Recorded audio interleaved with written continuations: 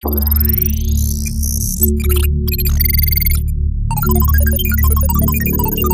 morning, everyone. My name is Marlon Parieaho, and I am totally good looking. No, totally blind. I'm, I'm totally blind. I have been blind for 6 years. I got blind on April 1st, April Fool's Day, 2011, and it was not a joke apparently. So I'm here to talk about technology for persons with visual impairment. Now, it's going to be a lot of fun, and I don't like to talk by myself. I like to engage persons as much as possible. So I am going to begin. Now, if you notice, I am controlling my PowerPoint myself. So let me just get this on. All right. Good. Yeah, just no. I'm just.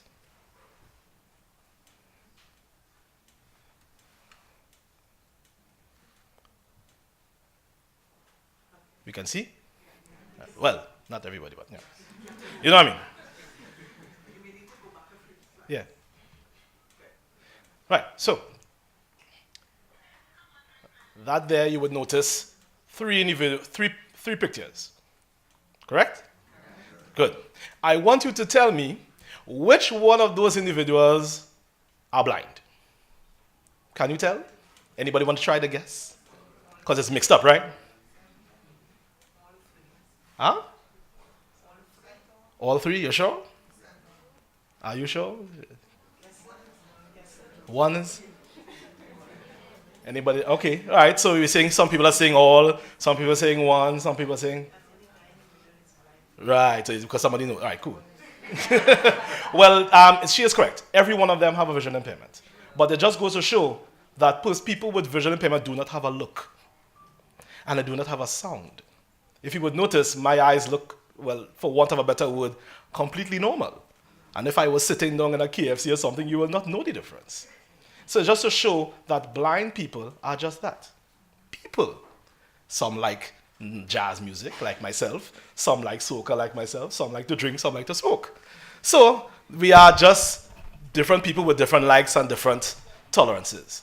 So let's go into what I'm here to talk about. With respect to technology, 6 years ago, if you had told me that a blind person could have used a computer or a phone or even a toilet seat, I would have said you had to be crazy.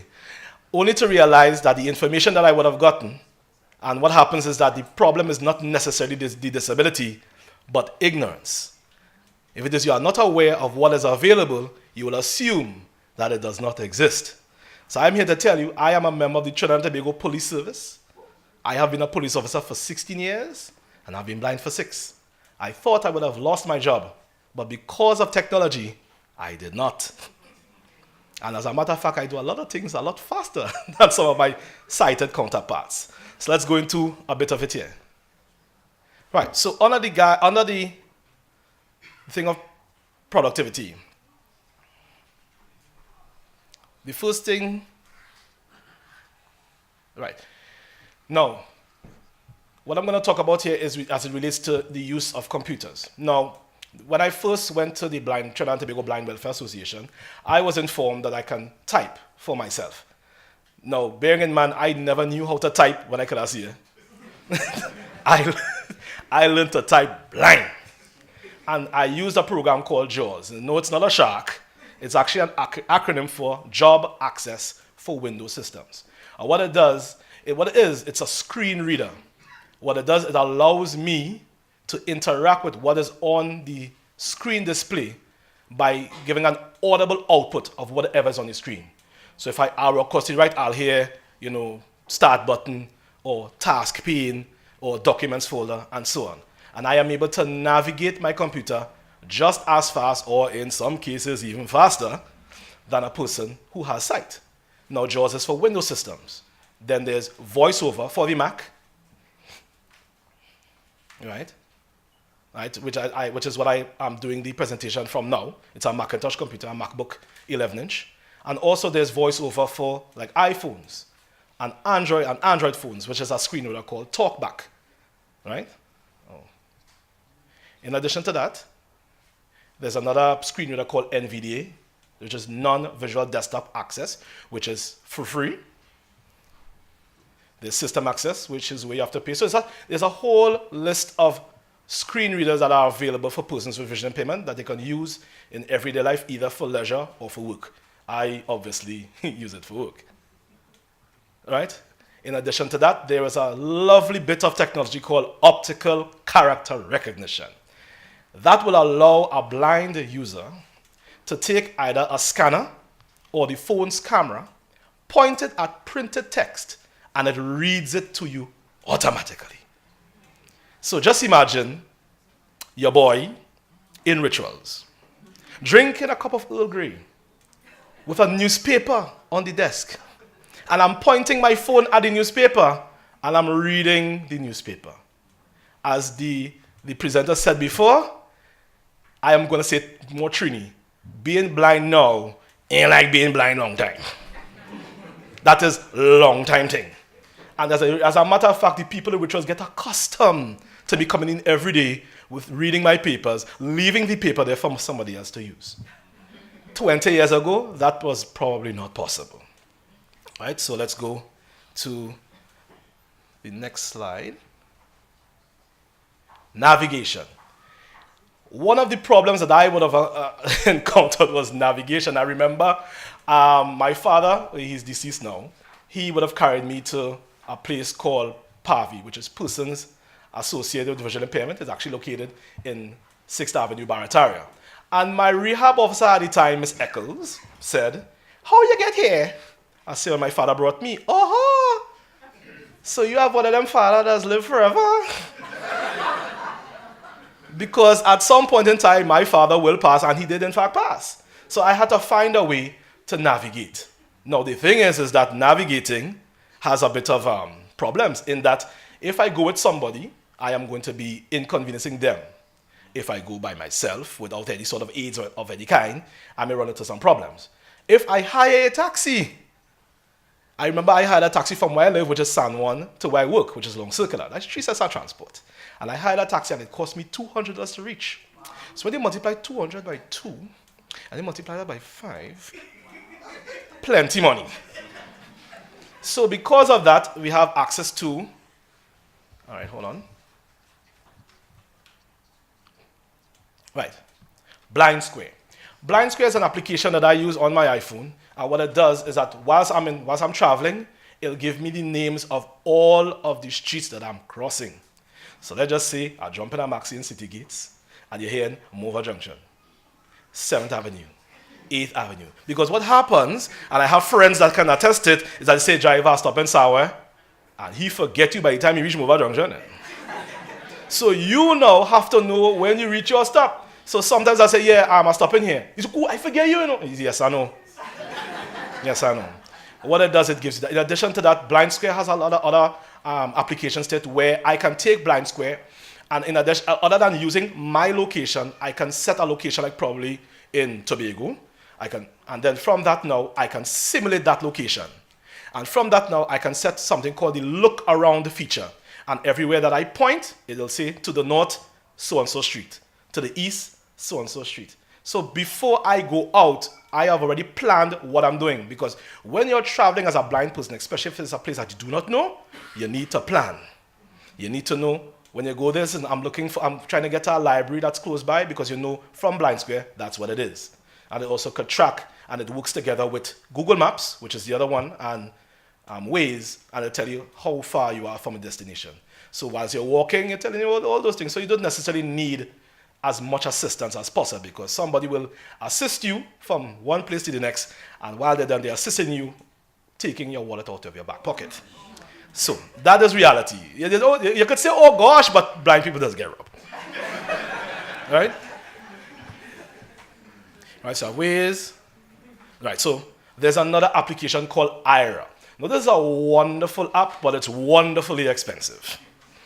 I'm telling you one time, technology for persons with disabilities are expensive. And people say, "But how do you go think that?" Yeah, that's just how the reality is. So how Ira works is that you get a pair of glasses from Ira. There's a camera built in, and there's a sighted person on the line assisting you while you walk, telling you exactly what's around. Now, these people are trained. These people are not some persons, and I'm not knocking all sighted people. Some sighted people, for some reason, do not have a grasp of left and right. When they say right, they really mean they're right. And many a time I've walked into a pole because somebody didn't learn left and right when they were in school. So these people are trained. And if I'm not mistaken, it's something like for 20 hours of time, it's like $200 an hour. US. Yeah. Yeah, you can vote how much you want. That's the reality of it. So that's IRA. Right? But the thing with that is that, there's always issues because, our broadband connection could be a little better. And I don't really want a chance trying that crossing the street because by the time I get bonked, it's, hey, a car's coming. Because it cut, no. Right? In addition to that, there's also an app that I didn't discover it. I knew about it, but it's now, and I'm hoping that it will be in Tobago, called Uber. Right? There was an ASP, an assistant superintendent of police, that came to my office he was transferred from Tobago, and he was shocked and appalled and amazed that I traveled to work on my own. And I was like, why? Blind people travel all the time. And I don't know how true it is, but he said that in Tobago, you hardly ever see blind persons walking on their own. I don't know if it's because they lack of pavements or whatever. Until I came for myself, and I witnessed it from the airport to here. It was who with you? Nobody. Nobody? Well, I didn't know that there's a difference between nobody and nobody. And it's a shock because they're not accustomed to it. Now, Uber is a taxi service. And I'm pretty sure you all have heard about it in the news. There are issues with respect to the legalities of it and so on. But other than that, I can actually take my phone and request an Uber that's close by. When the person receives the request, I get to hear their name, I get to hear their vehicle number, I get to hear the vehicle type, and I know that they're coming for me. I can even, to the top, I will hear ETA, 2 minutes, and so on, so I know to get ready. They pick you up, they carry you straight to your destination and back. Now, it is more expensive than traveling, obviously, but you are safe because you're traveling by your lonesome. I like to travel in the back seat because I like the chauffeur feel. And I sit in the back with my laptop. I don't have to worry anybody going to snatch my laptop from me and so on and things like that. And I'm there. I can tell the Uber driver, listen, I don't like that thing you're listening to there. Can I have some jazz or something like that? And that will be that. You understand? So you have that. Now, what I'm saying is that because of Uber, there's a lot of things that I could do now that I couldn't have done just the other day. I have a 13-year-old daughter. And I came home from work and said, hey, put on some clothes. Change the mall. She was like, really? And we gone because we pick up an Uber and we left. We came back after 11. The problem with persons with visual impairment liming late is that where you getting the transport to come back home?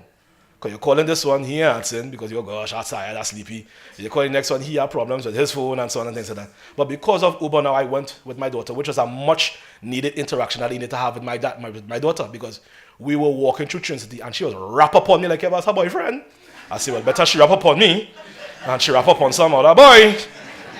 You understand? So because of Uber, I'm a lot more independent now. If I feel like going on the road, I can call and think whatever. I mean, yes, I can travel, but there's always the thing with respect to, the roads and stuff. And I mean, in my house, things don't move, but in the streets, dustbins moves and poles grow out of the ground from nowhere and things like that. So that's it for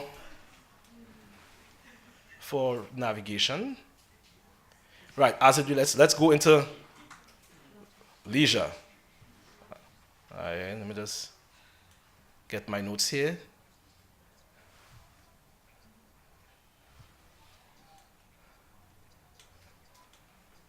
Right, so I'm pretty sure that you all are familiar with audiobooks. Right, it's just somebody reading a book to you. Yes, but I love it immensely. But are you aware that there are audio-described movies?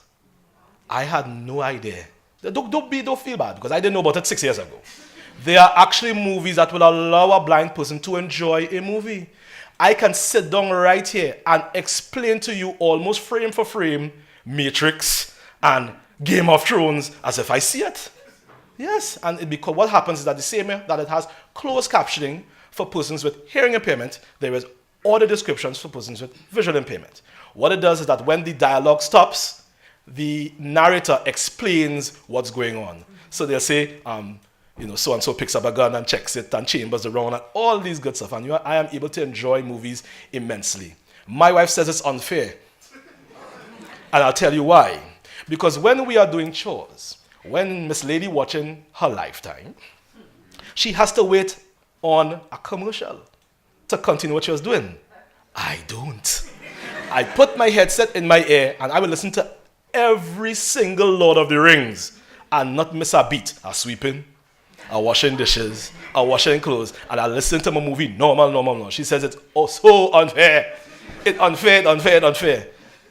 You understand? And that's basically with respect to that. There are comic books for blind individuals. There are games for blind people. And watch me, I ain't talking about no card game, solitaire. No. I'm talking about driving game, hockey game, shooting zombie game. Trust me, I would suggest that they come to me during the demonstration, and I'll put that headset in your ears, and you will be shocked. You hearing zombies coming to eat you, and they're getting closer, and trust me, just don't drop my phone. Out of fright, yeah. Right, so that's with respect to leisure. Social media, that's the most exciting part. Blind persons are on Facebook, Skype, WhatsApp, anything you can think of. Now the thing is that these applications are not necessarily blind concentrated. They happen to be applications that everybody uses, but it just happens to be accessible. Accessibility meaning that anyone can use it. So I am able to go on Facebook, or some people call it Fastbook, Maku and see what my friend Asenat doing, Bartok Asenat with my other friend Tessa, and now see so and so on. There's another application called Vorail. Now that is initially an app that was initially for dating, but a lot of blind people use it. And I'm just using voice notes. And I'm speaking to blind people all over the world. You can remember a long time when you had to go in a international calling center and sit down and pay your money and call people. Now you could just pick up something, go and call, so. I remember there was a time my daughter, the same 13-year-old, she had an issue with her Spanish homework. And there was a word that she did not know. Now obviously with Spanish I'll be a little problem because when I use the screen reader, it's set to English. You wouldn't believe what I did. I said, well, I'll call someone. She's like, well, who are you going to call? My friend Angelina. From where? From Spain. I called Angelina in Spain to ask her a question about a Spanish word. Don't you think that's literally coming out of the horse's mouth? Do you understand? So it's like, hello? Yes? You want to know? Oh, I see. You understand? In addition to that, there's applications for all sorts of things. But social media obviously it's sometimes a lot of time is wasted, but it's social media. What are you going to expect? Right, as in respect to lifestyle, we have like Braille displays. Now a lot of people, I don't know why, a lot of people form the opinion that Braille is outdated. It's not, actually. The traditional form of Braille is where you have like a little book like this. When it's transcribed in the Braille, it becomes big like this. And a Braille display, obviously, things with that. What happens is that the dots in Braille is represented by pins that go in and out. So it refreshes ever so often. You arrow down the key, you arrow down, and it goes to the next line, and that whole line of Braille changes to another line. So you can pair a Braille display with your phone, you can pair a Braille display with your computer, you can even have like a number of books on a SD card and put it on your Braille display, and you can read to your heart's content. I remember there was a time that a friend of mine asked me, why don't you bring your Bible to church? I said, a Bible in Braille is a big thing, And they said, no, but I saw it on, what's the name of the show? The Book of Eli, it ain't so big. And that's the problem with the media. They tend to make this disability look a little bit different because, like, for example, in the Book of Eli, he had one book. In truth and in fact, a Bible in Braille is 26 books. This big.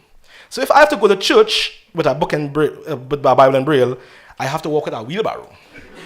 Or call the pastor and ask him, hey, what passages you going to be talking from? Because I want to know what book to bring. Yeah. Now the Braille display alleviates that. However, it's expensive. A good Braille display is about 5,000 US. You literally have to sell a car to get a Braille display. Why it's so expensive, I do not know.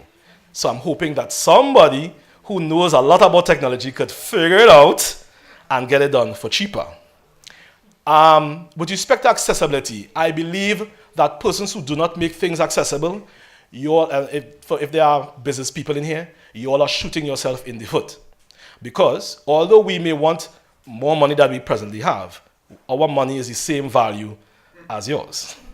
So if it is you leave out including persons with visual impairment in your business, not in your business, with respect to your marketing and so on, you are losing money.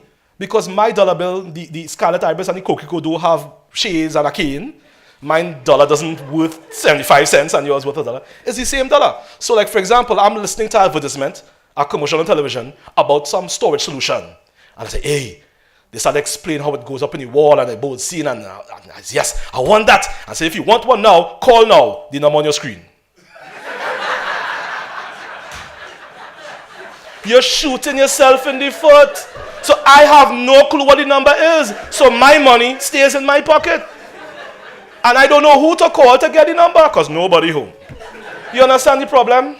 That is the problem indeed. All right, so as I said, we have a problem. Now take a look at those prices and those numbers. Yes, right. The network that I use to listen to or to describe movies is $150 US a year, which is not so bad when you come to think about it. But a Braille display costs a lot of money. The MacBook that I have here cost me $11,000. And not everyone has the families that will come together and put up money to buy something for them. There are some people that live on their own. I know some young ladies that live on their own. And now if you look at all of those lovely things, you only say US, USA, but notice at the bottom, disability grant, 1,800 TT. That ain't even the rent. It ain't even the lights. And don't even talk about food. So the thing is that these bits of technology make you a lot productive. I use my laptop at work, but I have a Bluetooth keyboard that pairs with 3 devices. All I need to do is press a button and it switches to the device. I press another button and it switches to the device. So most of the time when I'm at work, the computer's in front of me, my iPad is to the left, my iPhone is to the right, and I have one keyboard. I'm controlling all 3 of them. Because of the fact that I listen to my computer, that means I don't need to be next to my computer. Very often I am in the eating room, the kitchen, whilst I'm working on my desktop all the way in my office, many times. The lovely thing about the use of the computer, I can blank off the screen, like what you saw just now when you saw the screen as blank. I just have to press a keyboard combination and the whole screen goes blank, which sort of kind of annoys people where I work because they can't peek over, and I don't have to spend money on a privacy screen and those things. But what I'm saying is that I am highly efficient because I am not distracted by sight. Yes. You would realize that if you employ someone with a visual impairment, you realize you'll have somebody who will hold on for their life, because just getting a job that pays well is so rare that you're going to have a loyal person. 2, you would not be surprised that if they are trained enough, they can do a lot of things a lot faster. I have sighted people who ask me to type out things for them. Because as I said, I learned to type, and this is police, I learned to type one finger before, and then when I got blind, I typed the correct way. And there are still people typing. I want to know how you're going to type a 15-page document with one finger. In addition to that, I also have apps. I have an app called Text Expander that all I need to do is input a snippet, type in 2 letters, and it expands out. And you'll see that in the demonstration as well. I'm writing a book in an app called Scrivener. So all of these things are available now because of the technology. It's not like how it used to be a long time. So let's go into the recommendations. Income generation and ignorance. The problem with respect to visual impairment is that a lot of people are ignorant of what is available. They do not know that you can type. They do not know that you can create documents. They do not know that you can do PowerPoint presentations in front of sighted people and hand yourself quite well. They're not even sure that you can dress appropriately. Because I have done this already in front of members of parliament. The only issue that I have is that they are more interested in how I'm doing the PowerPoint rather than the PowerPoint itself. That's the only issue, right? So as it relates to ignorance, now the problem with ignorance is that, and I'm saying this really with a heavy heart, that I have colleagues with visual impairment that have degrees, 2 master's degrees. And I ain't talking about the degree where you buy deodorant, where you buy anymore. I'm talking about real full-fledged degrees. And they go to interviews, and all the employer sees is the cane. They don't see anything else. And half of the time, these people are more qualified than the sighted people next to them. But because there's this block stating, oh gosh, no, that means I have to buy this, I have to buy that. I remember there's a time somebody asked me to come to the office, and I said, no problem. And they said, but I have a problem, So what's that? I have stairs. Really? Really? And when I went there, he had 3 stairs. 3! Do you understand? And this is really, it's really ignorance. And the thing, it's bad. So as it relates to education, we want persons with vision impairment, children, to have more ambition other than just settling for making baskets. Now, nothing is wrong with the basket industry. I'm serious. Nothing is wrong. But what if I want to do something else? Suppose I don't want to do that.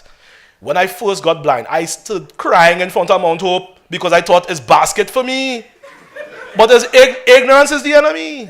Ignorance is the enemy. No, nothing is wrong with it, but you see, what happens when you have access to information, access to the internet? Most of the information I got was from outside of my country, which is wrong. I got it from people in the States. They say, you could do this, right? You could do that, right? You could do this, right? I was like, what, really? Seriously? And all of these things is what was made available because of the information age. You have no excuse. Anything you ask, from time you say, Marlon, how you do so-and-so? Google it. Yeah, just Google it. Chances are you'll find it. You understand? So we want persons to be educated, to be trained. A person shouldn't have to feel that they don't have to go to university. They can go. As long as they have the tools in order to get them there, they can go, they can have their textbook, and they can scan it, or the persons creating the textbooks can make it digital. As the presenter before said, when it's digital, it's accessible to everyone. As long as it's soft copy, I can read it. So it's as simple as that. And obviously, because of the fact that the person doesn't want to employ you because they do not know or care whether you can do what you say you can do, then the whole cycle continues. Go disability grant, and back and forward and forward. So as related to the recommendation, we need some of these technologies to be subsidized. There is a braille display right now from the American Printing House from the blind that is $450 US. And trust me, that is extremely cheap from how it was before with $5,000 and $8,000 US. Because of that, now the thing is that I can listen to my laptop while the lecture is going on, but I have to split my attention between the laptop and him.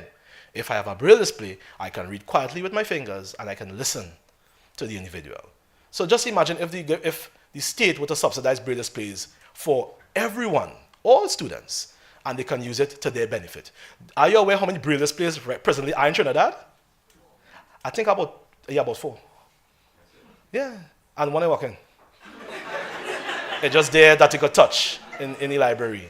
And that's the issue. It must have advocacy. People must be sensitized as it relates to dealing with persons with visual impairment. As I said, I've been blind for 6 years, but I've realized that most sighted people are afraid to interact with persons with visual impairment because they just don't know. I was assisted by someone and she was shaking because she was of the opinion that somehow if I bumped into something, or if my foot hit something, if I fall somewhere, that she'll automatically go to hell. And so it's just a matter of learning, listen to the blind individual, and you will be educated. The other thing is that, I know for a fact that the audience here will not do that. If you are making something for a person with a disability, it might be a good idea to consult with the person with disability, because they make things and they assume that, and that's the problem with that. You understand? So we want That inclusion, we want that advocacy for people to understand that these things are, and it is only right that we come together, unify. You would be surprised what we can contribute to society. You would be surprised. Not because that we have a disability, that doesn't mean that we should be swept aside, left to the end. As you would have heard from me, I have a lot to offer, and I'm of the opinion that my time is almost up.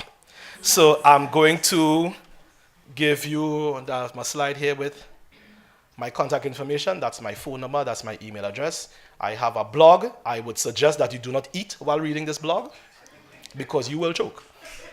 You will laugh and you will choke. All right, I also have, my colleagues and I, we won a competition from I think it's the Caribbean Center for some Innovation, and we came up with an idea called Blind Way Forward, meaning that, as we said, the problem is ignorance. So if we get the information that I learned after 6 years into one package, a lot of people will benefit, and then eventually benefit the entire nation as a whole. Ladies and gentlemen, thank you very much.